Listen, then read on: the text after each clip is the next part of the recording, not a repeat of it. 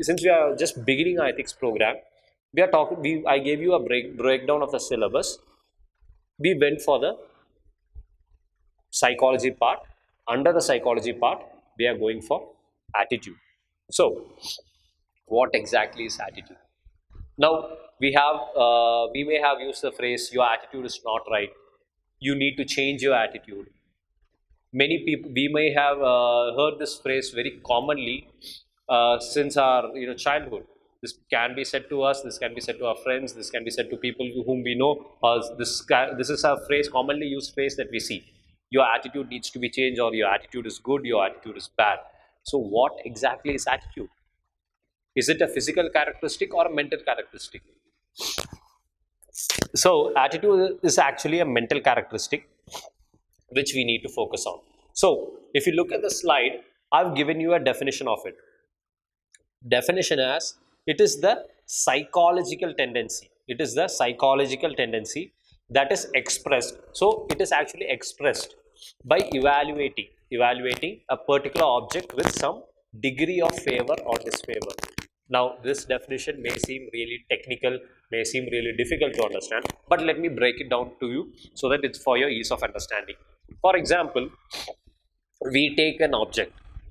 We take an object like for a for a vegetarian, seeing a non-veg dish may make him a bit uncomfortable. So he has a attitude. He has a fearful attitude towards that dish. So that is a normal example. And another example I'd like to say is seeing an accident. We may have a fearful attitude towards seeing that accident. While looking at a fight scene, maybe in a movie, while looking at a fight scene, we may feel a kind of energy or an adrenaline boost while looking at a fight scene. That is a different kind of attitude we have. If we are looking at something adventurous, somebody going on a travel, trekking towards the Himalayas, or skydiving or paragliding, we may have either a fearful attitude or we may have a more adventurous attitude. So we are evaluating an object. It could be something like a laptop, it could be a specs, whatever it is. We are evaluating that object or some activity. Yes, it could be, like I said, it could be a trekking, it could be swimming, it could be running. So we are evaluating an object or an activity. How are we evaluating it? We look at it and we form a conception in our mind like this is good or this is bad. That is what we are doing. So our mind has a tendency to evaluate something, an object or a person or an action, as either it is good or bad. So please understand, it is the tendency of our mind to evaluate a particular object or action or person as either good or bad. Now this is a very simple thing I have said. Now we'll again come back to the definition. It is the psychological tendency. Like I said, it is the psychological tendency that is expressed by evaluating a particular object with some degree of favor or disfavor. So this is a technical definition I've given to you.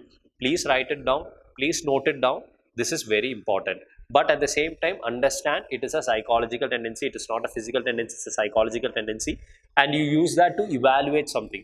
It is an object. You can make it an object, action, whatever it is, to evaluate an object with some degree of either favor or disfavor.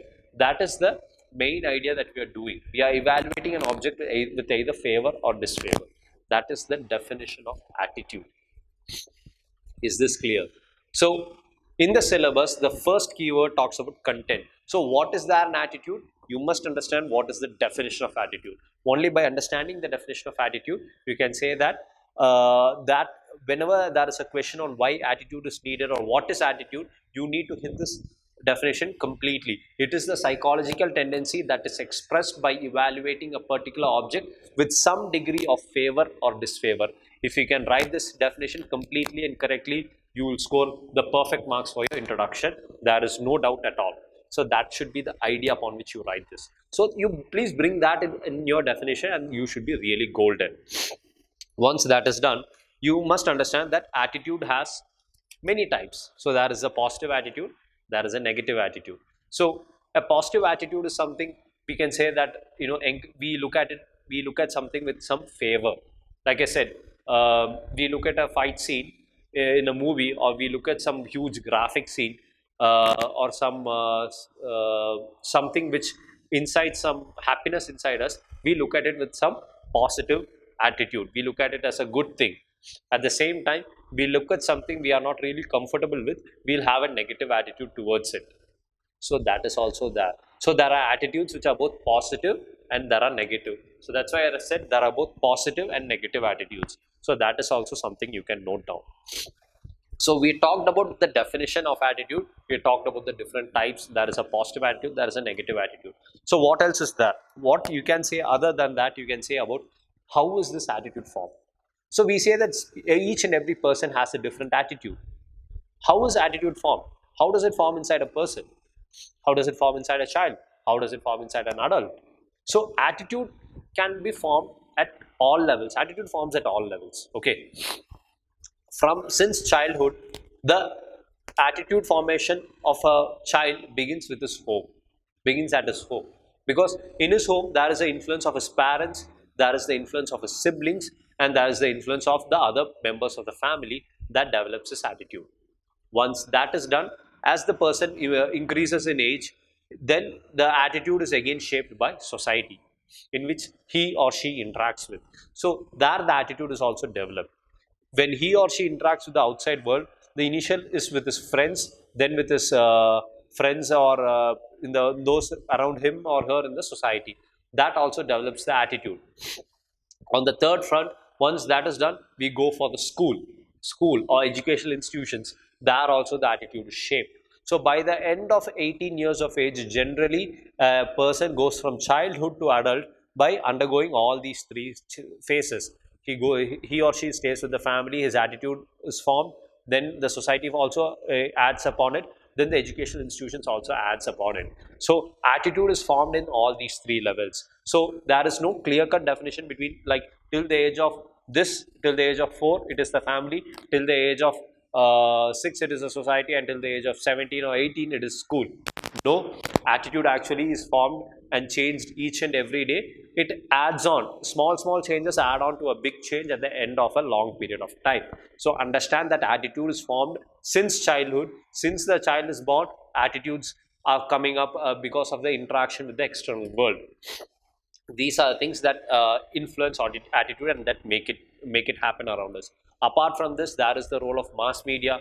Social media is also making changes in attitudes. So that is in all this I would like to bring under the concept of society. Educational institutions, the books we read, the things the teachers teach us, all of this also forms a part of our attitude formation, and the family and its values also form a part of our attitude formation. So how is attitude formed? You can say it begins in the family, begins in the society, it begins in the educational institutions, and even after that it is being reinforced by society, educational institutions, and family.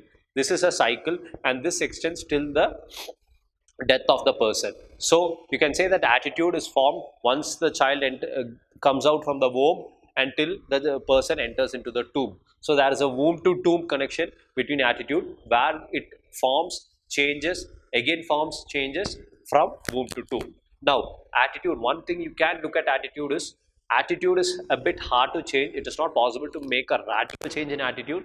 It will be a small changes need to come up, and an attitude is formed not because of one incident, but there is a small tendency to deviate towards certain things, and which is being reinforced, make sure that the attitude is formed. For example, if a child while swimming, if he faces some cramps, he may fall inside the water and not be able to swim. This will create a fear of swimming in him. But if that is a one time incident, he or she may forget and again try swimming again. But if this incident keeps repeating, even the next time he or she goes to swim, again they face some difficulty. The third time, the fourth time, the fifth time, by the fifth time they again face this difficulty, they will have a negative attitude towards swimming. Yes, so that is a problem. That is how attitudes are formed. Because of constant reinforcement, attitudes are formed. So I'd like to say that as part of the content part of attitude, we talked about the definition. It is a psychological tendency, and we continue till that. We talked about the negative and positive attitudes. We talked about how attitude is formed. What is the formation of attitude? We talked about how attitude is formed, and we also talked about to change the attitude, we need to bring in small changes over a period of time to bring in a large change over a large period of time. So that is the idea behind attitude. That is the idea behind the syllabus topic of attitude. In that, the first subheading, content. Content, we finished.